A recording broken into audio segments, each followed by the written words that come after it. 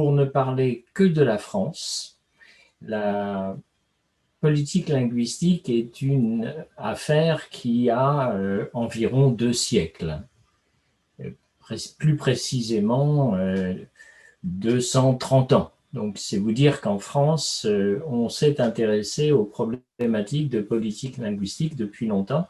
En fait, depuis la Révolution de 1789, une mission a été confiée à l'abbé Grégoire qui a mené une enquête sur les territoires français avec pour but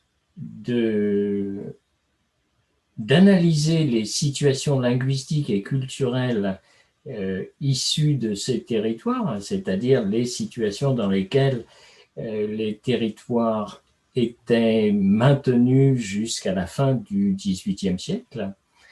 Et l'objectif avoué, au départ plus ou moins caché, mais avoué véritablement, c'était d'éradiquer ce qui s'appelait les patois, c'est-à-dire toutes les langues locales qui empêchaient l'unification, pensait-on à l'époque, du territoire français. La politique linguistique de l'époque s'est armée d'un bras lié à l'enseignement et à l'éducation. Donc, on a souhaité enseigner la langue française de la même manière partout sur tous les territoires de France, de la même manière et surtout la même langue.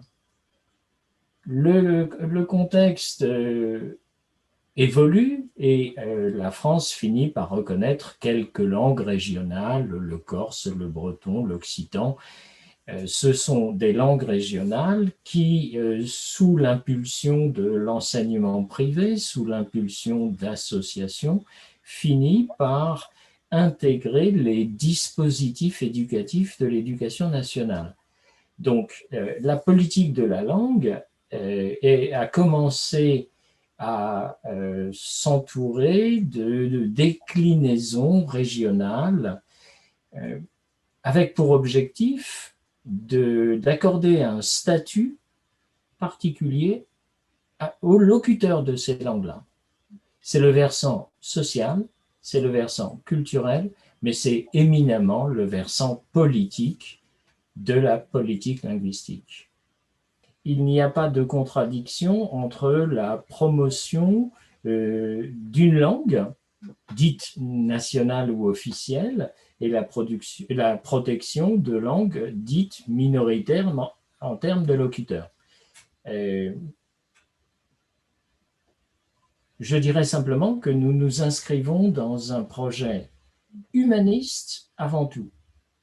Humaniste dans le sens de généreux et humanitaire, qui prend en compte la personne dans ce qu'elle a d'individualité et dans ce qu'elle peut apporter à l'ensemble de la collectivité.